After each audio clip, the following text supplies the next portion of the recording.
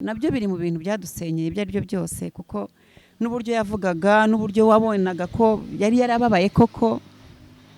Nta kintu narenzaho ngewe, nta kintu narenzaho muri ibyo ngibyo. Uburenganzira ni ubwabo n'umuhungu wabo, kuko nanjye ndumva aho bigeze. Hanyuma Promesse uracyamukunda? Nkwibarize mukuri kwawe. Ako nibyo. Numva ari cyo gisubizo nabaha abo bantu. Yego. Ese iyo tuvuze Promesse ko tubona usuhererwa. Singiye kukubeshya. Mbikubwiye imbere hano, mbibwiye abafana banjye, mbibwiye itangazamakuru ryose. Nje nahise numva umutima wanjye urekuye Promesse. Waramurekuye, nari nananiwe kumurekura. Ariko ubu ngubu ndamurekuye. Gusa urukundo rurababaza, ariko umutima wanjye wararekuye. Wararekuye. Je. None se ntabwo sinshobora. Sandrine ntabwo nzamubabarira mu buzima, sinshobora no kumubabarira. Namubaza Promesse yamutaye anzaho. Nako ari cyo ari yamuburanye. Ngo mukecuru. Promesse yakunze umukecuru nyine kubw'impamvu. Ese undi je y'umuntu yanditse nka commenting ati uyu mudamu cyangwa se arabakunda gukoresha imvugo ngo umukecuru ati ni indaya atakunda udusore sore, njya nzibona comment nyinshi. Ubundi bumva ubyakira gute? Umukecuru nawe sindi umukecuru, kuko nta kabantu ufite. Imitekerereze y'abantu batoya ndayifite, ibyo abantu batoya bakora ndabifite, kandi riga ku myaka yanjye 40 ntago ndi umukecuru. Burya gusaza ni mu mutwe. Mu mutwe ndahafite, imbaraga ndazifite, ubwenge ndabufite, ubwonko bukora neza ndabufite. Nta kintu biba bembwiye, ahubwo n'abana banjye basigaye banyitira mukecuru, nkumva ndanishimye, ndi proud yabyo rwose. Nuzajya bivuga azi wenda ngo nukunsereza cyangwa birambabaza, ahubwo namuhana peace, ndi muri mood yo kumuha peace. Che Gasaro TV. Abakunzi ba Gasaro TV tubahaye ikaze merere mande ndetse tunabashimira mwese mwakoze subscribe na tarayikorana umwanya mwiza. Nibona ibiganiro byacu byiza ndabasuje cyane. Rero abari mu Rwanda ntago nakibagirwa na bari muri East Africa ndetse no muri diaspora, no kuri nanjye ndabakunda cyane ko mudahwema kugaragariza urukundo. Uyu muntu bigiye kungora kumuvuga kandi mwese mumuzi. Reka mbanze muhikaze. Murakoze cyane. N'amakuru makuru ni meza, nta kibazo. Akaba ari Jane. Ndabona utishimye, ariko gerageza ijye muri mood. Iyi ndimo ariko nayo ndumva impagije. Ndabona ka makeup keza. Murakoze. Ka mascara keza, agatiro keza. Murakoze cyane. Muri make urasa neza. Murakoze. Hanyuma se ko byari bimaze igihe nguhamagara, ariko waranze kuza mu kiganiro. Urabizi ko haciyeho iminsi myinshi cyane ngombwa ukambwira ati ndashaka gutuza nkaruhuka. Nibyo niko bimeze. Muri iyi minsi numvaga ibintu by'itangazamakuru narabyirinze, kuko nta kintu bifasha na gito. Nta na gito rwose, ahubwo mboneho no kukubwira ko naje n'ubu ntazi ko ari ibyo umpamagariye, kuko ngira ngo wambwiye ko ari bindi tuganira. Ndanakubaza ndetse n'ibyerekeranye n'ibyo musanzwe munkoresha mu biganiro, urampakanira, ariko ntungwe no gusanga wisuma mikoro. Nzi ko twiganira ibindi by'ubucuti, ariko byabaye nyine ntacyo. Ntabwo nakwanga kukuganiriza, ariko ntabwo ngiriye ibintu byiza ko numvaga ntakibishaka.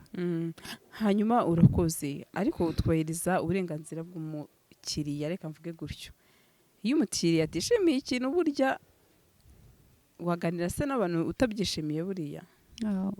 Urabizi ndagukunda, uri umukobwa wanjye pe.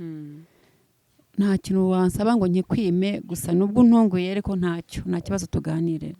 Muri make urabinyemereye. Nta kibazo rwose. N'amakuru y'iminsi se nasanzwe nyine nayo yose, ariko ni meza ko ngihumeka se. Amen. Nta gikuba cyacitse. Hanyuma je ndashaka twinjiye mu kiganiro nyirizina, ndetse nanabariza abantu bakurikiye Gasaro TV. Wenda hari byinshi wagiye wumva cyangwa se wagiye ubumva ku ruhande rubigiye bitandukanye, ku munsi uri nyirukuri. Promesse nayo twaraganiriye. Uyu munsi noneho benshi bakomeje kwifuza version y'umuntu bita Jane. Undi Promesse mu byukuri mwapfuye iki? Hako ngira ngo nabivuze kenshi, nakomeje kubisubiramo inshuro nyinshi, kugeza kuri iyi saha n'ibyo nibwiraga ko naba narapfuye nawe nagiye nkomeza kubona bigenda bifata indi ntera ku buryo byancanze. Mbere nari nzi ko ari ukutitaba telefoni, ariko naje gusanga nyuma y'ibintu byinshi nagiye numva cyangwa se nagiye mbona, naje gusanga hari ibintu byinshi bitandukanye byagiye bibyihishe inyuma.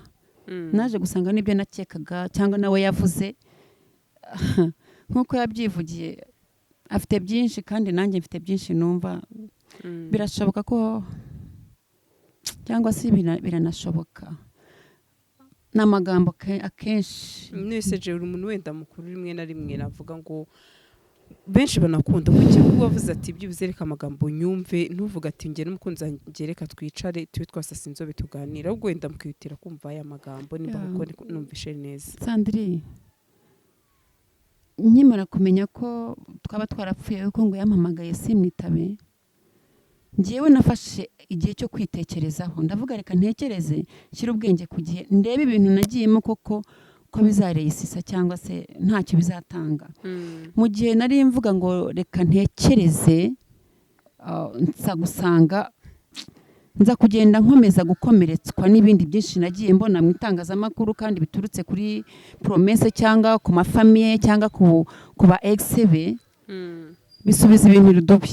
Nuko natekerezaga ngo wenda bizongera bibe byiza cyangwa se wenda nkavuga, kuko ngira ngo urabizi ko n'imitangazamakuru nagiye njyamo nababwiraga ko nge na promesse tutatandukanye, ahubwo hajemo agatotsi. Naje gusanga rero atari agatotsi, ahubwo byari ibintu bikomeye ku buryo ngewe ubu ngubu maze no kwiyakira. Ariko ikibazo nuko ari promesse avuga ati baduteranyije, ari Jane ati baduteranyije, ariko nta numwe ubasha kwirura. Yarambwiye ati sinzi n'ikiganiro cyumvishije ati igihe nikigera abo bantu nzabavuga. Naracyumvise kuko nkurikirana Gasaro TV cyane, narabyumvise abivuga, ariko se kugeza uyu munsi nyine nanjye sindemeza niba koko ibyo nabwiwe cyangwa se ibyo nawe yaba avuga ngo yabyatewe n'abaduteranije byaba ari ukuri.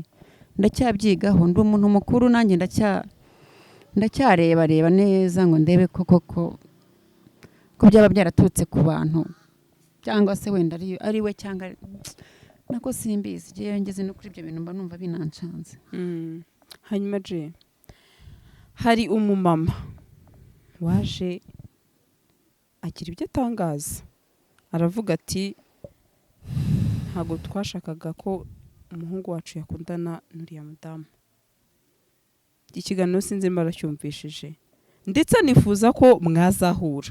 Iyi saha ntabwo tuzi neza icyatumye wenda yifuza kuzahura na Jane, nimba ari amahoro cyangwa se ntabwo tubizi. Kiriya kintu ukivugaho iki? Niba umutantine w'umusore mwakundanaga yaza akavuga ati ngewe hari icyo nifuza guhura n'uriya mubyeyi tukaba twaganira. Okay. Narakikurikiye guhera gitangira kugeza kirangira, ariko cyampaye amasomo menshi, cyatumye no mu byo natekerezaga nacyo kiri mu ntandaro yo kuba wenda promesse yarahindutse, wakitwaza ko ariko ntitabye telefone. Nta kuntu umuryango waba udagushyigikiye mu rukundo rwawe ngo wemere gutandukana n'umuryango wawe. Nabyo biri mu bintu byadusenyeye ibyo ari byo byose, kuko n'uburyo yavugaga n'uburyo wabonaga ko yari yarababaye koko. Nta kintu narenzaho ngewe, ntacyo narenzaho muri ibyo ngibyo. Uburenganzira ni ubwabo n'umuhungu wabo, kuko nanjye ndumva aho bigeze. Hanyuma promesse uracyamukunda? Nkwibarize mukuri kwawe.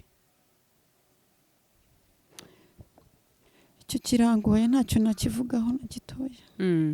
Urambwiye ati ntacyo nabivugaho ibya promesse nanjye, ariko iyi saha hari umuntu ukeneye ukuri kwanyu. Hari benshi nabonye bakomeza ati byari filme, abandi ati ni ugutwika, abandi ati ni ukuri. Mbese ubundi ukuri kw'ibintu ni ukweje. Iyi saha noneho njye mbikwaje nk'umuntu nizeye uri bugiye kutubwiza ukuri. Okay. Muri ibyo byombi ntago byari filme, nta nubwo byari ugutwika, kubera ko filme twari dusanzwe n'ubundi tuzikina, nkuko nababwiye niho twahuriye. Turi abakinnyi ba filime, iyo dushaka gukina filime dufite nyinshi dukina, ntabwo twari kujya gukinisha urukundo.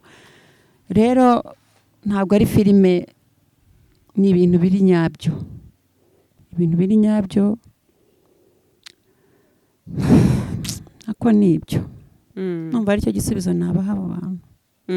Yego. Ese iyo tuvuze promesse ko tubona usuhererwa biba bigenze nawe ari wowe wasuhererwa kuko niba umuntu koko twarakundanye ku buryo byari bigeze ku rwego rw'uko buri muntu wese abibona, singira isoni zo gutinya kugaragaza muri social media ko nkundana nawe, singira isoni zo kubwira imiryango cyangwa n'abana banjye ngo bamenye ko nkundana nawe, nyuma nkaza kubona ko byahindutse cyangwa se n'abakunzi bacu n'abafana bacu bagenda babishyiraho komenti, bamwe banteye amabuye bati umwana w'abandi umushyize mu rukundo aguyemo none umutayemo uri umuhemu. Nagiye mbona izo komenti nyinshi kandi nyamara nzi neza ko ngiyewe ndengana. Ibyo bintu byarambabaje cyane ku buryo niyo uvuze promesse si kubera ko mwanga, ariko mba numva umutima wanjye urushaho gukomereka, mba numva rwose mba nashaka gukomeza kubivugaho ibintu byinshi. Hanyuma je wakomeje wemeza ati promesse harimo agatotsi, ndetse benshi baravuga ati ese ubundi ubu ngubu kubera iki bose nta n'umwe ufite icyo ashaka kuza kubivugaho. Yewe ndavuga n'ibyavuzwe, hari n'abavuze ati cyangwa ati Sandra azi gutandukana kwa promesse na Jeanne. Abo bantu wowe bababwira iki noneho uyu munsi urahari nka nyir'ubwite ubibwiriza ukuri? Sandra, ngira ngo n'ikiganiro duherukamo nge nawe ibyo bintu narabikubwiye. Nakubwiye ko rwose nta ruhare wabigizemo, no muri ibyo bindi wenda twaba twaravuze twapfuye cyangwa se no mu byo wenda twaba dukeka bindi tutaramenya ukuri, ntabwo urimo ni amagambo y'abantu, ntabwo urimo rwose. No mu bantu ngiye mfite mu mutima wanjye naba nkeka kuko barahari, cyangwa se no kubakeka kuko nabonye n'uriya mubyeyi nawe yanaduteranya, kuko urumva niba atarishimiye ko umwana wabo dukundana ntacyo umwana wabo yarenza. Ariko woweho bakureke rwose, bandeke rwose w'abandi. Noneho nawe ufite amahitamo yawe, ndetse n'undi wese ntibanyumve nabi, hari amahitamo ye afite. Kandi rwose murabizi ko nahoraga mbabwira ati ndi umufana wanyu ukomeye, sibyo? Hanyuma iyi saha je urateganya gukora iki kuri promesse wawe? Urumva neza umutima wawe waramaze kubyakira ko promesse urukundo rwagiye burundu rwaheze? Sandrine, ngiye nkuko nakubwiraga nari maze igihe ndwana n'umutima mvuga ese kuko turatandukanye, ndeke nihangane, nkakomeza ngatekereza ikintu nakora kugira ngo promesse dusubirane. Ariko nkimara kubona nyina wabo, nkongera nkabona umukobwa bakundanaga nawe, singiye kukubeshya, mbikubwiye imbere hano, mbibwiye abafana banjye, mbibwiye itangazamakuru ryose, nje nahise numva umutima wanjye urekuye promesse. Waramurekuye, nari nananiwe kumurekura, ariko ubu ngubu ndamurekuye. Yasubirana n'umukobwa we wa mbere, yasubirana n'abandi wenda yaba yarabonye, kuko nkeka ko igihe tumaze n'ikinini yaba afite wenda abandi yaba yarabonye. Ndamurekuye kugira ngo nyina wabo atuze yishime. Uriya ni umubyeyi, sibyo? Ni umubyeyi mugenzi wanjye, yarabyaye, ejo azashyingira cyangwa se azasabwa umukobwa. Gusa urukundo rurababaza, ariko umutima wanjye wararekuye. Je ngo biba byoroshye, wararekuye, ariko bajya bavuga ngo icyaha ni gatozi. Niba ari wenda hari amarangamutima yabo bari bafite, ndatekereza promesse atabizira. Ubu se njye nananiwe kumva amabwire. Ihangane uye, kandi mwarasenyewe n'amabwire. Njye se ko ntayumvise ngakomeza ngategereza nkihangana, we kujya atari kwihangana agakomeza kumva amagambo. Ariko ngarakwandikira ntumwitaba, agira iki byose. Ubu nashaka azabyihorere, ntabyo ngikeneye. Oya nawe ja, kuko promesse isa aravuga ati ndacyakunda Jane wanjye, ati azangarukire, akaka n'imbabazi. Ndetse ahubwo ikibura hagati yawe na promesse no kwicara mukaganira. Hari benshi bakomeje bavuga ati Jane twibuka isezerano yamusezeranyije, ati isezerano wanjye ibiki byose, wihangane. Ati none si yisaha byamagambo aryoshye yaje kujyashye. Sandrine, naratutswe, ihangane, naranzwe, naratutswe kuri social media, warabibonaga amakomantere antuka, ndi umugome, ndahemutse, nyamara mu mutima wanjye siko nabishakaga. Ako promesse yumvise amagambo, yumvira famiye, ngewe yanjye narayisuzuguye ubu igisebo mfite muri mu muryango, igisebo mfite ahantu hose, ariko hari abafana bagiye bangumaho, hari abanyandikira, hari abampamagara bakavuga bati yemera uhure na Promesse wenda mu byumvikane, ariko nabo bambabare kuko numva nta kintu kimwe kikimoza na Promesse. Ibintu byose ni ibiganiro. Numva we na Promesse muramutse muhuye muri babiri ihangane. Nzi neza yuko mushobora kugera ku ntego nyamukuru y'urukundo rwanyu. Ariko kuba wavuga ati mfashe icyemezo sinkeneye guhura nawe, ndetse wari kukubwira ati ngewe umuryango wanjye sinakemera guhara umuntu nkunda. Ushingira hehe se wombwira ibyo ko ubona ko hari icyo twageraho dusubiranye? Sandrine, ushingira kuki? Na yahe makuru waba ufite y'ingenzi yaba arenze ayo niyumviye mu matwi yanjye? Wowe ushingira kuki? Ngewe ari Promesse ndatekereza niwe twakoranye ikiganiro bwa mbere ambwira ati bimeze nabi. Ndakeka nawe ubizi ko naguhamagaye ndetse ukanambwira ati nta kintu nshaka kubivugaho, ntago nshaka kuza kugira icyo nsubiza Promesse iyi saha. Ati ngewe ndi umuntu mukuru, ni nayo magambo ansubije mu magambo yawe, nambwira ati nge ndi umuntu mukuru, nta kintu nshaka kuvuga ku rukundo rwanjye na Promesse. Nibirangira muzabimenye ko nta kintu nzabivugaho. Promesse nyuma yaho ndakeka arambwira ati ibiganiro yakoze narakibonye, ariko yagusabye imbabazi, ndetse nawe wambwiye ko nshimye ko ntago ndi buvuge byinshi ko icyo kiganiro kibonye. Kandi buryo umuntu asaba imbabazi iyo yemera kwisubiraho. Nta kintu gishobora kubinyemeza. Nyina wabo niwe washenguye umutima wanjye, ariko nshima ko hari abafana benshi nagiye mbona komenti z'abantu bari banshyigikiye. Koko oya, nzabanze mbitekerezeho, ni numva natanga imbabazi, ariko ntago biri hafi. Ntago biri hafi. Oya, uzamubabarira. Nese hari umuntu utababarira? Je narabyivugiye ko nta kosa yakora nta mubabariramo, ariko ya shingiye kuri nyina wabo, ngashingira kuri muri mukobwa we, nako no mugore we, nawe no mugore we buriye nawamenya ari ibiki. Ntago sinshobora Sandrine, ntago nzamubabarira mu buzima, sinshobora no kumubabarira. Oya, uzamubabarira. None se reka nkubaze reka nkwibarize ikibazo cy'amatsiko. Ubugize no kumbwira ibyo kumubabarira, ngenda haguruka mu kiganiro ngendere Sandrine. Oya, ntiwifumbure. Ntago namubabarira. Nese ubu ngubu dufata urugero, ufite abana, umwe akoze ikosa undi yarihanirwa kubera ko mukuru cyo mu yakoze ikosa. Umwe yabigenderamo, hari igihe umwana azerera ugahita wibuka n'uwo azerereye ejo ukamukubita, ejo wibagiye kumukubita kuko yazerereye. Ni ukuvuga ngo ubwo Promesse azabigenderamo kubera azabigenderemo, yubaha umuryango we, yubahe n'umugore we wa mbere. Numva ariko nuriya mukobwa we wa mbere rero yinyuraguyemo. Ndibuka ko wamubajije ngo se ngo Promesse yaba yarakundiye ngo nako mukecuru, ahubwo ndi na proud yo kumva ko ndi mukecuru, ngo yaba yarakundiye mukecuru ngo umutungo nk'uko abantu bagiye babivuga. Arabanza ngwi, ariko nyuma arangije ngo urukundo rugiye iyo rushaka. Nawe yinyuzemo, ariko nawe siwe n'ihungabana yagize, buriya nawe yagamuteye ihungabana. Ariko nibagumane ngenda namuhari ngo uhuye na Jane ngo wamubwira iki? Ngo navuga ngo niba ngo naryoherwe mu rukundo, niba ngo azahirwe, nawe azahirwe. Wese ko atari yarahirwe, nanjye sinahiriwe ntacyo, ariko wazongera ahirwe bwa kabiri natware. Ese ko numva mwese mwarakaye. Aba burakereka ngewe mpuye n'uriya mukobwa wenyine, niwe numva ndwaye, nkahura nawe nkamwibwira ngewe ijambo rimwe ryonyine.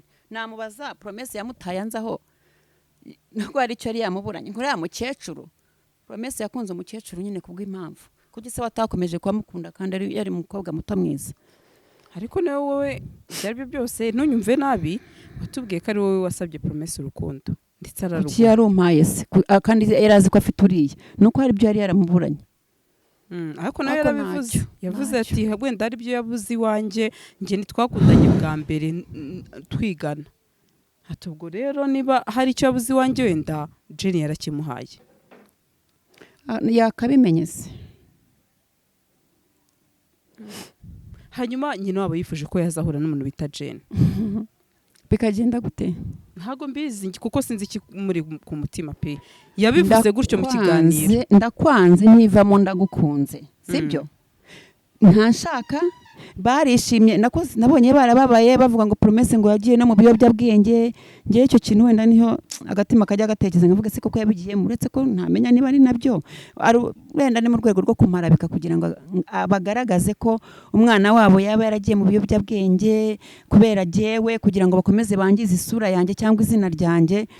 Ariko njyewe ntawe nshaka, nta n'umuntu wo mu muryango wa Promesse cyangwa n'izina Promesse ndumva ntakirishaka no kuryumva mu matwi yanjye, nkaswe guhura na famiye ye. Ntawe nshaka guhura nawe, azabyihorere, azahure na Promesse umwana wabo, ntawe nkeneye.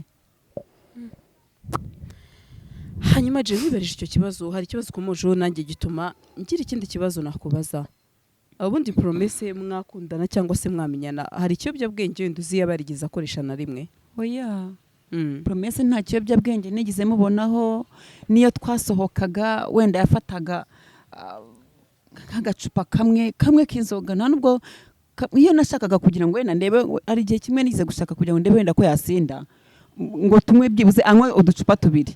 Irya kabiri yarisizemo hagati ntabwo yarishoboye pe. Promesse ntabwo yigeze anywa ibiyobyabwenge. Ngira ngo ibiyobyabwenge ni bya bitabi banywa na bwa buyoga bundi cyangwa ukanywa ugasinda ukarenza urugero ku buryo inzoga zikugira chronique. Ariko Promesse ntabwo n'inzoga nta nubwo yarazishoboye nkaswe ibiyobyabwenge. Ntabwo namuharabika pe. Yego. Hanyuma se je iyi saha wenda nkawe uzafata izihe ngamba? Ingamba ntabwo zibuze kuko narazifashe. Wimbwira ngo nzazifata byari, narazifashe. Nafashe ingamba zo gutuza muri jye, nkarekura Promesse mu mutima wanjye no mu bwonko bwanjye no mu maraso yanjye, nkamureka nkatuza, nkabaho jyenyine, nkibanira n'abana banjye kuko nibo inshuti zanjye bumbona, kuko ari abantu bo hanze, ari imiryango yamvuyeho ku bwa Promesse, ari inshuti zaranyanze, uretse ko hari izindi mfite, ariko izo mfite nizansabaga kongera guhura na Promesse. Ariko kandi nge Promesse naramurekuye mu mutima wanjye. Rero mfite kugenda nkituriza nkagumaho, nta n'undi mugabo nshaka. Ntibabuze baza no kumbwira, babambwira nabyita ko ari ubusa. Baprofitiye mu kavuyo, bumva ko Promesse ubwo twatandukanye Jeanne agira urukundo, azaduha urukundo. Ntabwo ngifite rwo gutera inyoni. Hanyuma je iyo ubonye abagabo bakomeje wenda kwiruka cyangwa abasore, ntushobora gutekereza ati ni bya bindi abantu bakomeza bavuga ngo akurikiye wenda amafaranga yanjye make mfite? Ko nta uzi account yanjye se ngo hariho iki? Ko ntawe nabwiye ngo ufite n'amafaranga, n'abanyafite n'abantayafite, ko nari byo bakeka. Jewe rwose sinzi njye nkeka impamvu banyirukaho gutyo. Hari comment zagiye zisebya zivuga Jeanne ni indaya, Jeanne ni iki. Nabwo nyine nabaza gutestinga ngo barebe ko ndi indaya. Hari ikindi se kiba kibagenza? Nta kibagenza nawe by'amafaranga byo, ariko dabara nahari mbona bamamagara, Jenny watugurije se amafaranga ya naya, ngo mbona nyina ni nk'ibyo baba bashaka kunekamo, ntawamenya.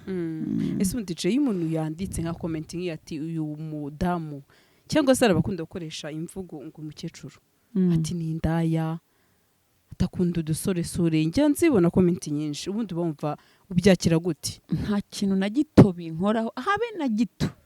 Cyakora umunsi wa mbere njya kuri social media, aho niho natashye ndavuga niye baba we namye nanga ijambo indaya. Nibwo nababaye, numva ngiye kubivamo, numva n'urukundo ndaruretse, numva byose noneho. Ariko nkabwe se ko atari sheri wanjye umbwiye ko ndi indaya, akabazi ko ntari indaya, abandi ku ruhande ibyo bavuga ntago bimfasheho. Niyo mbyumvise, sinzi indaya, sinzi umukecuru, sinzi n'ibindi byose bashaka, sinzi ahubwo hari n'ibindi sinzi abavuze ngo ndarwaye, niyo ingano yanjye babona, ibyo birabareba, ntacyo baba bambwiye. Ubwo nibakomeze bavuge, iyo babivuga gutyo mba numva ubwo barimo banzamura mu ntera. Kuko iyo bakuvuga ikintu udakora cyangwa se utazigera ukora, ntabwo cyakubabaza. Kikubabaza iyo bakuvumbuye bakavuga ibintu biri byo. Ariko kuba banyita indaya ntacyo bintwaye, kuko sindiyo. Kuba banyita umukecuru, nawe sindi umukecuru, kuko nta kabantu ufite. Imitekerereze y'abantu batoya ndayifite, ibyo abantu batoya bakora ndabifite, kandi riga ku myaka yanjye 40 ntago ndi umukecuru. Burya gusaza ni mu mutwe. Mu mutwe ndahafite, imbaraga ndazifite, ubwenge ndabufite, ubwonko bukora neza ndabufite. Nta kintu biba bembwiye, ahubwo n'abana banjye basige banyitira mukecuru, nkumva ndanishimye, ndi proud yabyo rwose. Nuzajya bivuga azi wenda ngo nukunsereza cyangwa birambabaza, ahubwo namuhana peace, ndi muri mood yo kumuha peace. Maze ndori cecuru uvuga peace. aha ntiyatari kweri. Hanyuma je Yes. Promesse yatubwiye ko yigeze kuza iwanyu ahubwo bakamuguhisha, abana bakaguhisha. Ibyo bintu byabayeho cyangwa se n'amakuru? Abana banjye bamukundaga kubi ku buryo niyo nza kubikora nkamwihisha bari guca inyuma bakamubwira bati rata arimo araryamye. Ntago buriya bamubwije ukuri kubera wenda yari yibabariye yumva agomba kumbona, we yumva wenda ko nabwiye abana ngo bamumpishe, kuko urumva kuko twari dufitanye agatotsi. Ntago ariko byagenze, niko yabyumvise, niko yabifashe, ariko ntago ariko byagenze. Hanyuma se je yisaha ari Promesse, wenda sinzi niba ari ukuri yambwiye ko akwandikira ahubwo ntumusubize. Wowe kuki utigeze utera intambwe uvuga ati Promesse noneho ikatuganire kuri ya issue ikomeye, cya kibazo mbese dufitanye, noneho tugikemura hagati yacu? Impamvu yabiteye, njyewe narababajwe n'ikintu kimwe cya mbere. Nababajwe nuko yabonye tugiranye agatotsi uyu munsi, iminsi 2 yashira aho kugira ngo akomeze byibuze hatirize tubonane tubikemure tubicoce, agahita ajya kwitangazamakuru akavuga ko twanganye. Kira kintu narakimugayiye, mbona ko aho kugira ngo yari kwemera kanshaka n'icyumweru akavuga ati sheri tubigenze gute, byagenze gute ko narakaye. None ubwo nanjye nahise ngira uburakari kuko yahise ajya kubivuga hanze ko twashwanye, akanteza abantu, agatuma abafana banyanga barantuka.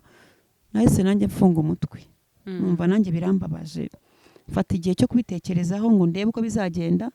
Muri icyo gihe cyo kubitekereza nibwo amafamiye ye nyine yatejemo n'umu ex we nawe atezamo, none bisubiza ibintu rudubi. Tukiraho ubona ari ihe mpamvu wenda washwanye na Promesse, akaba ari bwo noneho nyina wabo avuga ati reka njye kuri social media zimvuge, ndetse n'umu ex we ntago namubraminga kuko ni gihe wamutumiye wenda hanini, nkamubwira ati ndagusabye icyo tuganira, wenda nawe arabyemera. Impamvu mbona yatumye twangana na Promesse, nkeka ko ari igitutu yashyizweho n'imiryango cyangwa se n'abandi bantu baba baramugiye mu matwi, bamwumvisha uburyo ibintu yakoze bidashoboka, akundanye n'umukecuru, akundanye n'umuntu ngo utazabyara. Nabyo nagiye mbyumva ukagira ngo nibo bangeneye abana babashyira mu nda yanjye, bambizi n'umubare wabo, basi nabo nshigaje kubyara. Nkeka ari igitutu cy'abantu cyangwa se amabwire, ni ugukeka kuko kutitaba telefone numva atari yo mpamvu. Ese undi kuki wenda izo nshuro zose yagwamagaye utamwitabye, mbere ukumbwira ati nicyo kinini mwapfuye mu kiganiro cy'ubushize? Jewe ni umunsi umwe nari ndi mu kazi, nashyize silence telefone, ntabwo ari inshuro 2 cyangwa 3. Ikindi gihe nanjye bwarakeye mvuye mu kazi, icyo gihe muhamagaye nsanga yayikuyeho, nanjye mfata umwanzuro uko ahubwo njye sinanayikuyeho, nahinduye simukadi, n'ubu ngubu nahinduye umurongo. Mu gatoya niho harimo ya yindi wenda ujya umpamagaraho, ariko nabwo uyu umaze kumpamagara cyangwa se n'igihe kenshi mbura urabizi, ntabwo ikunda kubaho. Nahinduye umurongo wa buri munsi, nyishyiraho rimwe na rimwe, ngira ngo nayo mpamvu nawe wari warambuze. Hanyuma se kubera icyo wagerageje guhindura umurongo, kandi nzi ko wenda hari na benshi baba bakeneye kumenya amakuru yawe, bakavuga ati Jane muzamuzane, Jane muzamuzana Promesse, ndetse nabanye comment nyinshi cyane zinsaba kuzaguza none tuba Promesse. Ese undi wumva muhuye imbona nkubone? Reka mbanze subiza icyo wambwiye cyatumye nkuraho umurongo. Ni ibyo byose nyine nangaga abantu bampamagara, pole kuko wasubiranye na Promesse, kuko wagize gutya na gutya, nkanga ko namwe mukomeza kumpamagara mu itangazamakuru, kuko nari narakansonize ibintu by'itangazamakuru. Icyo kiri mu bintu byatumye mpindura umurongo, kandi nawe numvaga nshaka kujya umwereke ko nababaye, wenda azatera intambwe ashake mbone ko nawe yashyizeho umuhate wo kunshaka, mbone ko koko ariko nisa ko twaba twarapfuye ubusa. Ariko mbonye atabishaka, mpita mbona ko hari ikintu kibyihishe inyuma gikomeye. Niyo mpamvu. Ariko yagusabye imbabazi? Yazisabye mu itangazamakuru, ntago nge yari yazanywe nsaba imbabazi, kandi kuba tarateye intambwe mbere ngo nsaba imbabazi, ubu ngubu yaragiye mu itangazamakuru kuzinsabirayo, ndumva ntazo niteguye kumuha. Njyewe ndakwibariza iki kibazo. Promesse yavuze ko yazize yuko yakuranye n'umuntu bita Kiroso. Waba warababajwe n'amagambo Kiroso icyo gihe yavuze? Waba warababajwe n'iki? Kuko ahanini akimara gukora kira kiganiro ngo niho intandaro wenda yo kugira ngo agatotsi kaze yaturutse. Wapi, ntabwo ibya Kiroso byambabaje, kuko Kiroso ari ikintu yavuze kidasanzwe, n'abandi bafana bajya bavuga nta kidasanzwe yavuze. Biriya twe twarabinyuzemo mbere hose, numvaga ntago ariyo mpamvu, kuko biriya twanyuze ni mu birenze bya Kiroso. Ntabwo rero Kiroso ariyo ntandaro yo kugira ngo ntandukane na Promesse. ariko warabyumvishije. narabyumvise ariko biriya nta twahuye n'intambara zirenze za Kiroso, ntabwo iriya Kiroso kariya ni akantu toto. Hanyuma ndashaka kumbwire nko muri iyo minsi wari umeze gute Promesse mwaratandukanye? Nyine urumva ntago nakubwira ngo nari ntuje kuko nari ndi mu gahinda, nyine nari ndi mu mihangayiko, ariko nari ndimo ngenda mbyakira, none se nta kindi nari kwirenzaho. Hanyuma uza kubyakira byagufasha igihe kingana iki? Wenda wabashe kumbwira ati nariyakiriye nta kibazo mfite na kimwe, kereka nimba ari kwa kundi umuntu yikomeza. Singiye kukubeshya Sandrine, nakomeje ndwana n'umutima nkuko nabikubwiye, nashyiraga ubwenge kugiye ngo ndebe amaherezo yabyo. Urumva nabwo sinari ntuje, byonza gutuza mba nararekuye, ariko narekuriye kiriya kiganiro cy'uriya mudamu cyabaye ryarira muri iki cyumweru hari hashize iminsi. Nyuma y'iminsi 2 ya kiriya kiganiro nibwo niyakiriye, guhera igihe natandukanye na Promesse cyangwa twagiraniye agatotsi. Nyuma ya kiriya kiganiro nahise numva mbese ni nka kwa kundi ubupfumbase nk'akantu gutya, urumva waba ugapfumbase gutya ari nk'akanyoni. Kera turabana twafataga utunyoni gutya, wafata akanyoni ukaba witeguye kuri bukarekure, iyo urekuye karaguruka. Rero muri iyo minsi nari ngipfumbase gutya, ariko nyuma y'ikiganiro cy'uriya mukobwa na nyina wabo nahise ndekura. Nararekuye. Hanyuma ari benshi bakubaye hafi mu rugendo rwawe rw'agahinda. Hari n'abandi bakubwiye ati je n'ubundi ibyo wakoraga ntibyari bikwiye rwose, mureke ni byiza. Ndashaka kumbwire wahuye n'abantu b'ingeri zose bari bameze bati muri rugendo nahuye n'abantu b'ingeri zose, nahuye n'abambwira ngo pole nibo benshi, kuko bari banshyigikiye ni nabo benshi. Burya batari banshyigikiye bari bakeya. Abambwiraga ngo komera ihangane aribo babandi n'ubu ngubu bari bakimbwira ngo nishake Promesse twiyunge ibiki n'ibiki, ariko nabo nyuma yo kubona kiriya kiganiro cy'uriya mudamu bahise bavuga bati je byihorere pe, niba umuryango utagukunze n'ubundi ntago bazagukunda, ntibazagukundira n'abana wenda uzabyarana na Promesse, mureke. Urumva ariko babandi nyine batari banshyigikiye burumva barishimye, bari abantu nyine barwanya urukundo rwacu, ntago bari babyishimiye bo, nyine nk'aho bakomye mu mashyi. Rero nibakomeza ibyishimo byabo baserebure, nuko badafite aho basereburira nicyo kibazo. Ariko bahabonye bajya baserebura kuko ibyo bashakaga babigezeho. Hanyuma je benshi mbona muri comment z'ibiganiro mujya mukora bakomeza bavuga ati mana yanjye Jane na Promesse twifuza ko basubirana. Mbese reka mvuge ngo abenshi nabifuza ko wenda mwazasubirana. Iyi saha noneho ni cyo kintu wabwira ba bantu babakundaga we na Promesse, ba bantu mbese babahozagaho umutima n'ijisho? Nababwira ko nta badatandukana, nibakire divorce yanjye na Promesse, bayakire bumve ko ari ibintu byabayeho kandi ari ibintu bisanzwe, ntabwo ari igihe wa mbere nta nubwo ari igihe wa nyuma. Nibakire gutandukana. Narabivuze nabyo barasaba divorce bagatandukana, baba barasezeranye akaramata. Promesse ntabwo twasezeranye, Promesse twari gukundana nkuko yakundanye n'abandi bagatandukana. Gutandukana kwanjye na Promesse rero babyakire, babishyire mu mitima yabo, kandi bumve ko nta kibazo ngenda komeye, nta kibazo mfite. Yego. Yes. Hanyuma Gasaro TV.